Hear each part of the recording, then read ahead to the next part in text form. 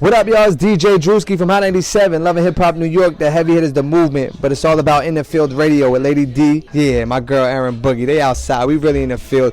You know the vibes. Welcome to In the Field Radio, 91.3 FM, WVKR, Poughkeepsie Independent Radio. I'm Aaron Boogie here with Miss Lady D. What's going on? And so I think we're going to start right off the bat with a moment of silence for DMX.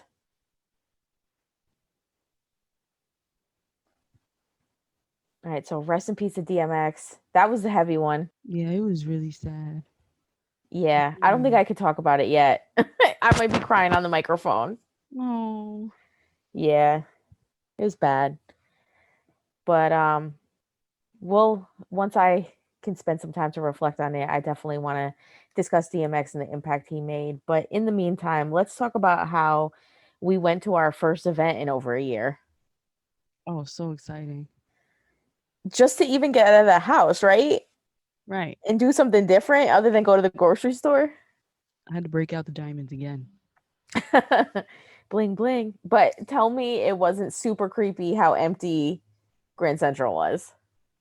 Yes. So we take the train, we get to Grand Central, still no one. And then like all the restaurants were closed. And what else? Even Times Square was pretty empty. Were closed, right? Yes. And we went in the bathroom. I mean, someone was still washing themselves in the bathroom, but there was definitely someone taking a bath in the sink. A whole bath. Yep. Like when we walked in, she was doing the coochie part. Yep. And when we walked out, she was doing the booty part with it out. No, I didn't that? even go on that side of the. No, I looked back. I don't know what possessed me to look back, but I looked back for whatever reason and saw that and turned right back around and walked out. Oh my God, that's so. Yeah, I always have terrible encounters in the Grand Central bathrooms. I just want everyone to know that on record. Oh, this is not the first one. This is probably the first one for me because anytime I'm in there, it's a bunch of people in there, families and stuff. Like I never. Well, this time they had it so not only was most of everything blocked off in Grand Central, but even in the bathroom, they only had 4 stalls open. Mm-hmm. The whole thing was weird, that. But everyone was outside. Were they though? Outside. I felt like Grand Central was empty. I felt like Times Square was pretty empty compared to how it normally is. Yeah, I don't know. I thought it was a lot of people for COVID. I mean, I was out there. Remember, I was out there kind of before that, like a few months ago, and it wasn't that many people. It was scattered. I'd seen it was late at night, and it was a bunch of people out there. That's wild. I think that's wild. I think from the regular times, before times, however we want to address it, it was definitely a lot less packed. I felt like you could walk across streets and stuff without being in a group of people. Oh no, that's a fact. Now that, yeah. But I think people are, like you said, more people are starting to come outside. People are getting comfortable. They feel like things are starting to open up a little bit and it's time to come out. I think when it's warm, they're going to be out there. Oh, and I agree. Everyone's getting a vaccine, so no one's going to care. But now, so you get the flu vaccine every year. Don't you got to do this every year or no? I had heard something about you would need a booster, but I'm not 100% sure, so don't quote me on that in any shape, way, or form. I'm not really up on the vaccine because I refuse to take it. Yeah, I had to go get one for this assignment I was supposed to go on, but now I'm not going on the assignment. So are they still going to give you the second one? Yeah, the second one is supposed to make you get sick, and I was like, well, yes. Do I want that for myself? Can I just rock out? With half of the vaccine, I'll tell you what though, I started questioning my life when we went to the GGMG Indie Gatekeeper Magazine launch party, and there was mad people in there with no masks on, and that was the first time that I had encountered that. Yeah, I felt like we was looking crazy, but I didn't care. You see where I was at. Yeah. But it was a really great event. It was really pretty in there. it was just so nice. I can 100% confirm that after seeing that, I want to do the LED lights like stars in the ceiling at the studio. I was even looking at ceiling titles. So thank you, Gem and Diamond, for making me spend money. Right. Yo, so and this was at Quad. Well, it's where Quad Studios is at. So it's at Quad. Yes, But I upstairs, in the penthouse, they have the penthouse penthouse studios. studios. And they had the rave ceiling. Yes. But So even that whole room, like with the white and like the way the control panel was and stuff, it looked very futuristic. I was impressed. it's the penthouse. Someone had to come get us in the elevator to take us up there. But tell me, being in that building with those elevators, like knowing that's where like Pac got shot and stuff like that, you don't feel some kind of like hip hop hollowed ground type thing going on. Yes. And I also felt like there was no quick exits and stuff like that. Like, how do you get out if it I goes peeped that there down? was a back staircase. We would have been all right. Oh, yo, because that was, I'm like, I need to be near the exit because this is scary for me. I felt the same way when I was at Quad. Quad is downstairs, and Quad has like a couple different studios because I think they have 2 floors, and some of them are studio rooms, and then one is like an event space. And so we were in the event space, and I was doing the same thing. I was like, okay, where's the staircase at? Because you can't really like take the elevator either. Yeah.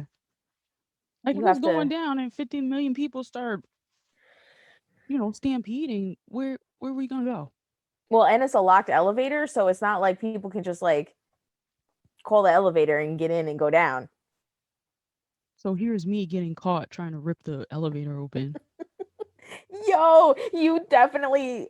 I all I saw was like Hulk smash, and then like the door opened, and we were in.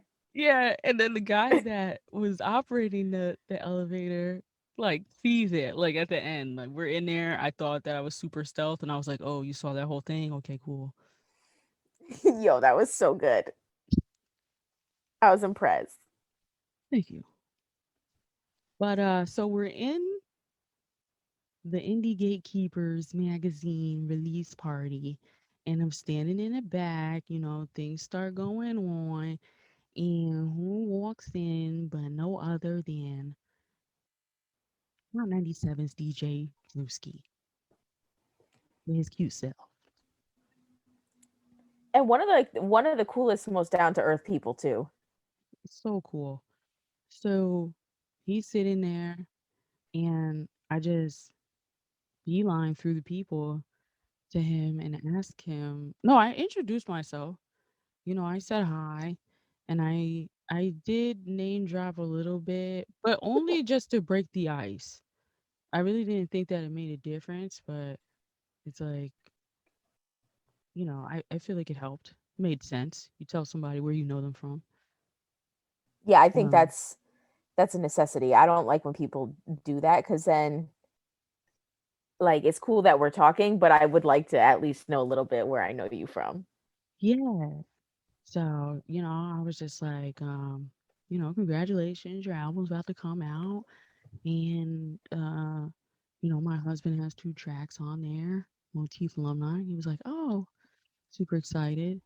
And then I asked him, so when are you ready to do a real interview? No shade to the Breakfast Club, who had just interviewed him the day No, before. all shade to the Breakfast Club. Their competition. All the shade. Yeah, So y'all yeah. Miracle Whip. We Hellmans. So he was like, right now. And I was like, right now, because I'm ready. And I had my little mics in my purse, the little clip ones. And we did it. We went into a back room that was a little quieter. And it sounds really great. I have it for y'all here today. So we got a double header interview for you guys. Which is exciting. Yeah. Um, So yeah, that was exciting. It was great. And then at the end of the interview, Drewski saved me from a I roach was that just gonna was on the say he counter. saved your life. Yeah. You're in my brain. So it's Legit funny saved. that it was a roach, like a roach trying to get me, and then Drewski saved me, and I was like, "Is this like a representation of my life?" Because I be calling people roaches. Oh, that's true. Wasn't that cute? It's like Maybe I was everything thinking just about it comes too full much. circle. Yeah. It was a full It's funny circle because you moment. hear that. I mean, I didn't leave that in there for y'all to hear, but I'll let you hear E-Boogie. Oh, you Where can like hear the it? roach appears. Yeah, it's like in the audio. Oh my Super funny. God. You should have left it in. That should be how we intro the show from now on. Oh my God, yes. Good idea. Soundbite. That could be how we introduce the roach of the week. Yes. Perfect.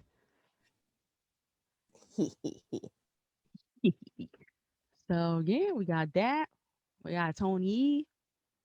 Local legend. I felt like Um, that interview was so long overdue. And it's not anybody's fault or anything like that. Because sometimes, like, the list of people that we want to interview and the list of people that are trying to get interviewed do not match in any way. And so I was really excited to catch him before he bounces on to the next thing. yeah. And a lot of people like during the COVID, like people who, do music and things like that and weren't able to do music how they are used to doing it. Actually being out there. Like not people who just what do I call them? Sandbox rappers or something like that. Like people that just be inside rapping, like don't ever perform, don't ever work with anybody else or anything. So it was really tough. Like I feel like a lot of artists were feeling inadequate, were feeling like they weren't doing anything, were feeling like, why am I going to get interviewed? What am I going to say? And try to avoid it. I think I don't know for you personally, but I feel like COVID kind of did make it a little bit more difficult to, you have to like dig deeper with the questions when you're interviewing an artist, because it's not the usual like, okay, well, where are you performing next, or you have to kind of avoid those like live performance questions, other than like, how are you feeling without the live performances, like that type of thing. So I think that COVID kind of made it a little bit more difficult. You have to get more creative with questions and they have to get more creative with answers, because it's not just the same, you're not able to regurgitate the same questions. Hmm.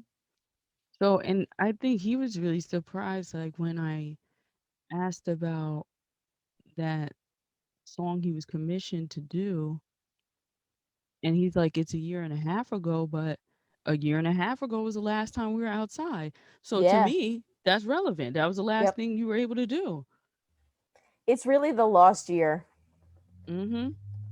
So, I mean, I guess that's another way people can look at it. If anybody's in that boat and is feeling like that, things that typically happen and they're irrelevant the next month later, 2 months later, or something like that. I mean, you got a whole lot of leeway with anything that you did uh December 2019, January 2020 or anything like that. Because that was the last thing. Facts. So don't be discouraged. All right. Well, let's get into. We're gonna drop the Drewski interview, get into some music, and then come back with Tony E, and then some more music, and then we'll be back. What up, y'all? It's DJ Drewski. We are in the field, back at it. I'm here. We had the GGMG Indie Gatekeepers Magazine release party. Thank you for talking with us. Thank you. So it's really exciting to talk to you because you've been a really huge part of indie music. Like Right. you're putting your name on the line. Yeah. And I feel like that's really important as a DJ. Like that was your original purpose. And it's crazy that this is called Indie Gatekeepers, because that's really making a statement. Right. And I have to agree with you. As a DJ, I do feel like it's important for us to be ahead of the wave, to be the ones to introduce people to new music, and just to use our platforms to break new records and new artists. I don't think we should wait to get to 1 million streams on Spotify to say, oh, the artist is hot. It's like, if you know someone that is out there working hard, that makes good music, it's our job to like expose that and show that.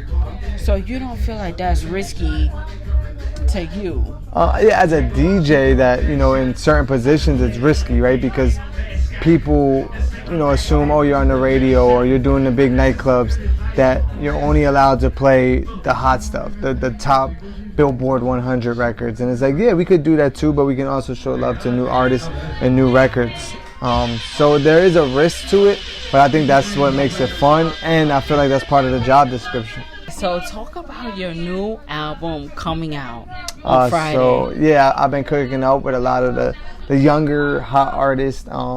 I do have records with A Boogie and Trap Manny on it, Chef G, Sleepy Hollow, even female records with Dream Doll, Molly Brazy, Ruby Rose. We work with a bunch of talented producers like Motif and Hitmaker, who's on the tape. But a lot of talented producers and artists are on it.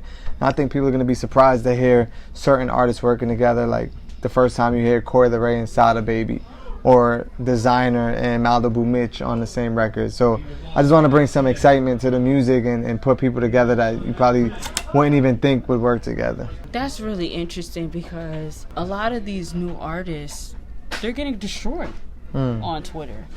You know what I'm saying? Right. Coi Leray, she's not good. Her dad is this and that. Right. And I would have never thought she had a record with Sada Baby. So do you think that you was able to elevate? Right. That was one of the goals, to bring people that like together. But as you can see, I was working with Coi Leray, say 1 year ago. Today, she has one of the biggest hit records out, right? So it's like we already can foresee that. I seen that she was going to be the next superstar female in hip hop. And look, today, as we speak, she has a hit record with Lil Durk. She has a song out with Pooh Shiesty. They're both on the Billboard Top 100. So it's like we already seen her potential, and I think that's what makes it special and different about us and other people. It's like, yo, we're not working with you when you get hot. We already know you're gonna get hot, and we want to show the same love and respect before that. And I think that's important to talk about too, because there's a couple artists that are on this project that, you know, maybe a year ago or 2 years ago weren't the hottest artists, and today they're putting up numbers. I feel like you feel like you're trying to change the climate of music from being a faddish thing to, you know, we can invest in people. Like, it's okay. We don't have to try to get viral and then... No, it's definitely okay, and you can see the influence, because the harder I go, I start seeing new people building enough confidence, especially DJs, to kind of jump in that lane too. They see, like, you know, I don't know if I inspire them or make them feel comfortable doing it, but I'm starting to see more DJs jump in the indie lane, support indie artists. So I look at it like, well, I'm doing my job, you know, whether it comes to the DJs, whether it comes to the artists. We're just inspiring people to work and put out music and keep the culture moving forward. The culture, that's really important. My dad was actually a DJ. Wow, And shout to your pops. Something like that, where people are just pressing buttons, they're not respecting the craft or what have you. Do you feel like you have respected the craft, and that maybe more people should do that, and that you are influencing that? Oh yeah, 1000%. But I also know that I came up under certain people that helped build this hip hop thing, right? Like, I work at the radio station where legends like Funkmaster Flex and Mr. C and DJ Enough and my mentor Cypher Sounds, you know, came up, and I'm cut from that cloth. So for me, I've learned through them. Now you got a new generation of kids that really don't have mentors or don't even want mentors. They just feel like I could buy a laptop and I could be a DJ, I can buy a microphone, I could be an artist. So you see that, but I just hope for some of the new generation of artists and DJs, they just do a little more history, a little more research before they, you know, go from nothing to Instagram superstars. Well, I hope you can facilitate that for them, and I really feel like that's what I see happening. Right. So I appreciate you. Thank you for sitting down. Thank you with for us. having me. Yo. We in the field, you know the vibes. Welcome back to In the Field Radio. I'm Aaron Boogie here with Miss Lady D. What's going on? We got the young legend Tony E in the building. Yes, sir. Thank you for taking the time to sit with us. Yeah, you already know. Thank you for having me. Of course. I feel like this is long overdue. It is. Definitely is. I know, right? But here we are. That's all that matters. Mm-hmm. So you're about to leave us. Mm-hmm. How long are you here for? Like another month. Okay, that's not bad. Yeah. Like, Where you going? I'm going to L.A. You know LA is like on fire, right? Like California's on fire. So I Usually. add to the few. Okay. Wait, so, okay, your name is Tony E. Shandy. Mm-hmm. That's your real name? Mm-hmm.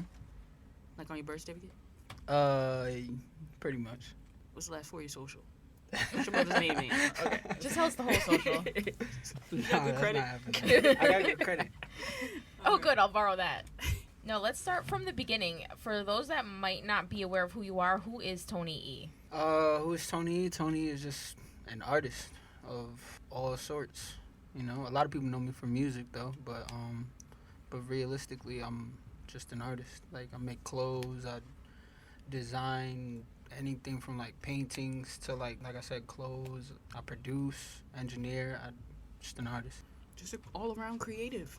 Yeah, pretty much. I've seen you at some gigs that are not typical, I'll say, for like hip hop artists and Really? stuff. How is that? Yeah, it was like one in the city. It looked like somebody was having a business event or something, and then you were performing. And I was like, well, how did that happen? Oh, I wonder which one you talking about. Are you talking about like a hotel? Yeah. Yeah. Yeah. Yeah, we did. Now we got like commissioned to do like a song for them.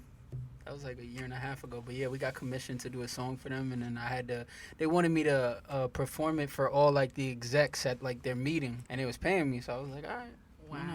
That's pretty cool. fire. Yeah, it's cool, but I just like performing, so like I'm down to do whatever. But it sucks with Corona. Obviously. I was just gonna say, you must be struggling with the pandemic. Yeah, it sucks. During the pandemic, what have you been doing to stay busy? Making music, making some clothes, like designing, playing video games, and skateboarding.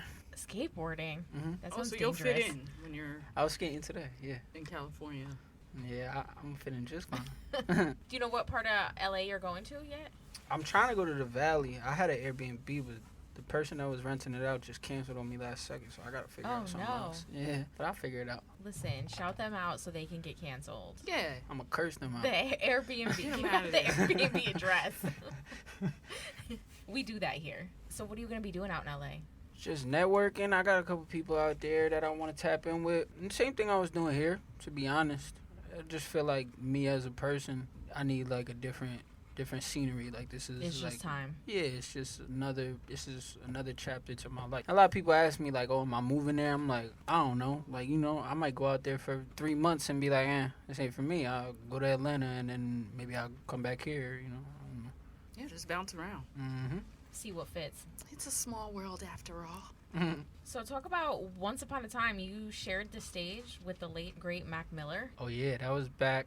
I was younger than that. I was like 17, and my boy Nick Harrison, he was like working for the Chance, and he was just helping me like get on shows. So that was one of them. We was doing sound check for the show.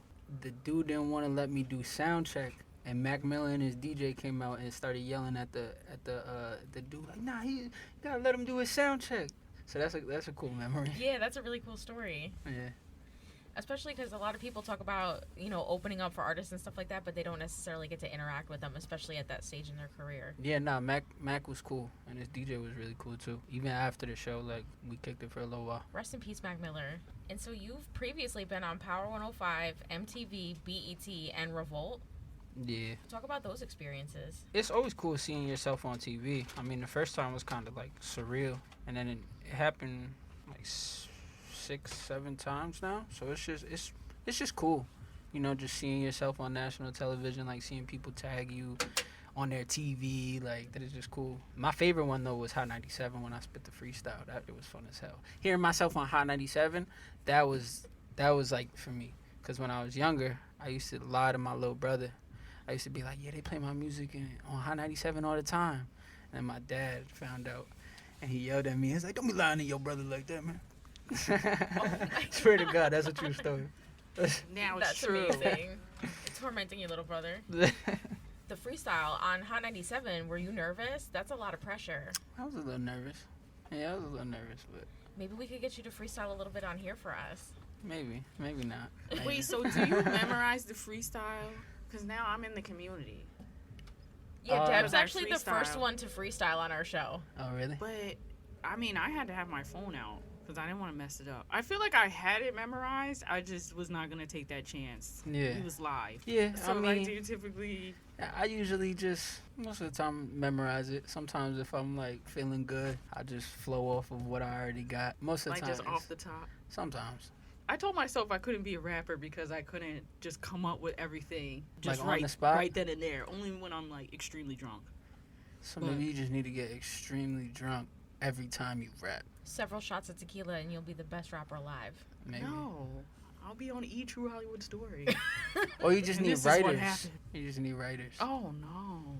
So How let's do talk people do about it? that Idea. debate then, because I saw earlier something where people asked the definition of a freestyle, whether it's just off the top or if it's something that's written ahead of time. Mhm. So what's your opinion on that? And then also we'll spin that into the writing thing, because that's become a lot more prevalent and a lot more accepted in hip hop. Yeah, well, I think like a freestyle. I mean, I understand that like back in the day, like a freestyle was off of the top of the head, like strictly. I understand that, like. But was it, or was that just our perception of it? I don't know, know. I don't right? know, maybe- I feel bamboozled by a lot of Yeah. things. I was Yeah. like, maybe they just memorized it. Yeah, That's maybe. how I feel, because like battle rap, I mean, that's what it was. I mean, unless you're like in the schoolyard, like with your friends, but even that, a lot of people would spit like lines that they had previously worked out. You know what I mean? Yeah. Probably a combination. I never like I said, like sometimes if I'm going off of what I already have, maybe I'll keep it going for a little while, but like freestyling off of the top of the head was never really my thing. I understand people's like view on like to be honest, it's normally like the older people who like, oh, that wasn't a freestyle if it has freestyle in the title. Mm-hmm. You know what I mean?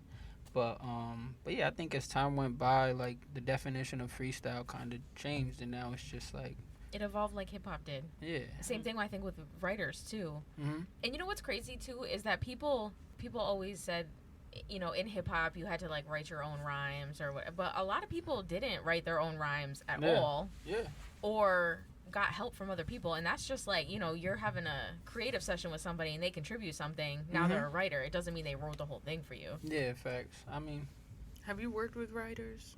I've written songs for people. I was gonna ask. I was like, okay, Yeah. either he's writing or I've never. I mean, I guess you could say like being in the studio and just having people around and just like everybody's collaborating on like you a know what I'm creative saying? session. Yeah. Yeah. Yeah.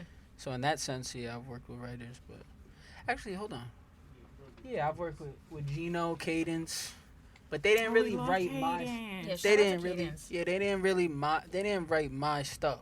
Right. I've collabed with Cadence. I have a song that's gonna come out with her soon, and then Gino, same thing. We collabed. I write most of mine. Would you be able to classify yourself into like a genre? I mean, I don't want to, but I guess you could call it hip hop.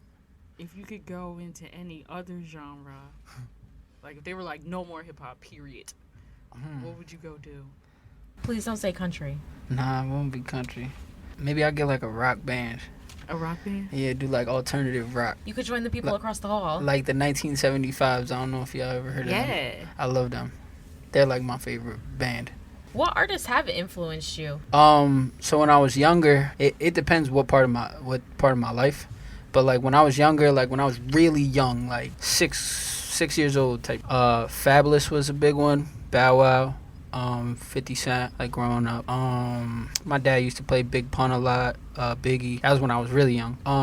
And then as I got older, Lupe Fiasco, Kanye West, Charles Hamilton, Tyler the Creator, Travis Scott. The list goes on. Wale, like, you know, I'm like a sponge. Like, I take in inspiration from everything, like, even non-musical stuff. It might be a nice day outside, and I just, like, want to write a song based off of, like, how I'm feeling because of the weather. Who are you listening to now? I've been listening to a lot of Lil Durk. I always listen to the 1975s. Like, I just love their music. Kanye West, I'm always listening to. Travis Scott. Let me look through my... there's an artist called Pyrex, artist called No Cap. I've been listening to A$AP Rocky, Playboi Carti, Baby Keem. I'm just scrolling through my... Recently listened to. Yeah. Pooh Shiesty. There's a lot of artists. He's having a big moment. Yeah, I like him a lot. Yeah, I like his music a It lot. makes me feel violent. He makes me feel violent, too. You put him on and want to rob people? That's what happened. I know. The beat that I used was like a Pooh Shiesty type beat. Uh-huh. And I was there when it was being made, and then all of a sudden these words and things started popping in my head, and it was all bad. It was like people got robbed, then they got killed, then we sold their kids on the black market. I was like, what is going on? Yeah. It was a lot going on. Yeah, in her so I had to freestyle. redo the whole verse, so You should have kept it.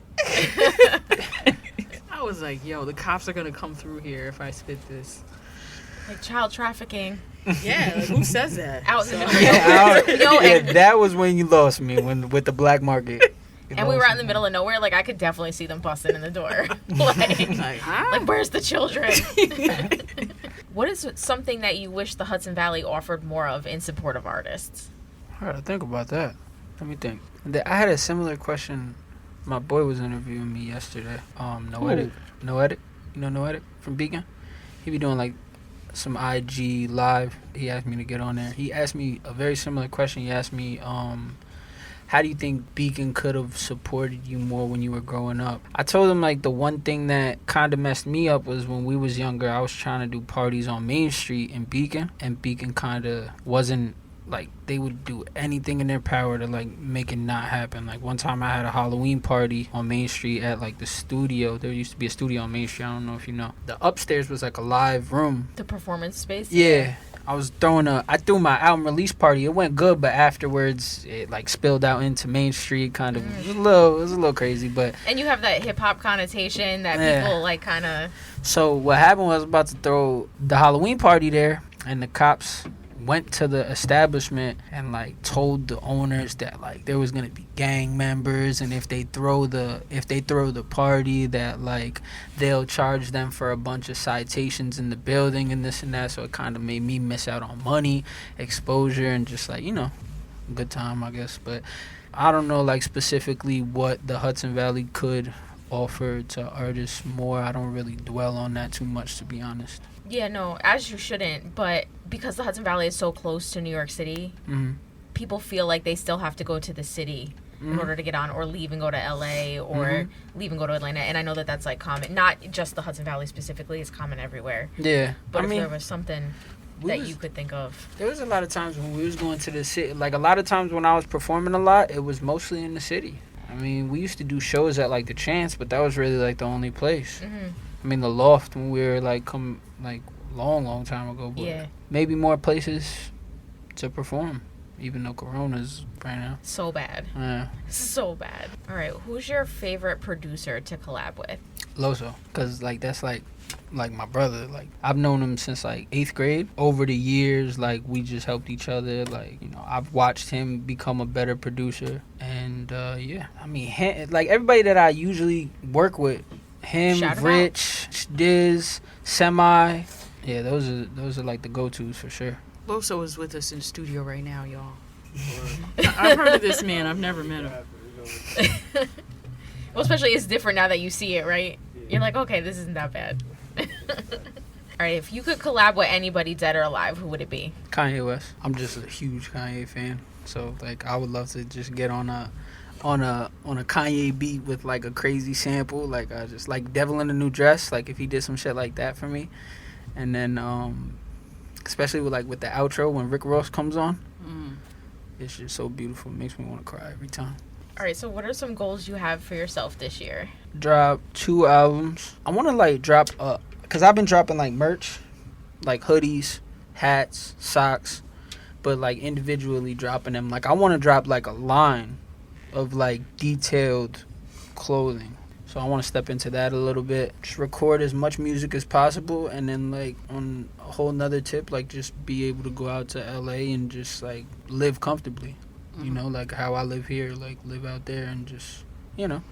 And then, you know, everything else, like I want to be super successful. I would love to have a song on Billboard. Grammys. Yeah, one day. And we're going to be like one day, or back in the day, we got to interview him. I'm so excited for that. I try to keep as much content as possible. I was like, I'm going to get on somebody's VH1 story. Like, I'm on there. Like the True Hollywood Story. Yeah.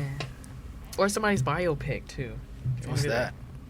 Like a biopic. Like the Tupac movie, that one was terrible. Selena movie, all those movies. Then they did, what, New Edition? Yeah. Like an actual movie or like a documentary? Actual movie. It's like a movie. Oh, okay. It's called, what is it, a biographical? A biopic, yeah. Picture or something like that is like the full term. I hope I get one of those one day. Yeah. Yeah. We expect nothing less. Yeah, start keeping footage. Well, there's probably a bunch of people that got footage. I wonder who will play me. Oh, that's a good question. Yeah. Who would you want to play you in a biopic? Mark Wahlberg. I've heard that before. No. I won't want. He'll be too old by the time it comes out. Yeah, you're right. I don't even know. See that? Like, I don't know who the kid actors are nowadays. Me either. Super out of touch with pop I want to play culture. myself. Yeah, do that. As I get older, though, they're just gonna have to get more crazy You with have the to get makeup. somebody and shit. that doesn't look like him in any way, shape, or fashion. No, then it would be like a Lifetime lifetime. Who's the dude that does Black Panther? Yeah. Oh, he's What's his name? dead. Oh no, not him. Oh, No. Deb, no. I was like, who's gonna tell him? I was like, Oh, Michael B. Jordan. He's gonna play me. Yo, yeah. I'm here for this.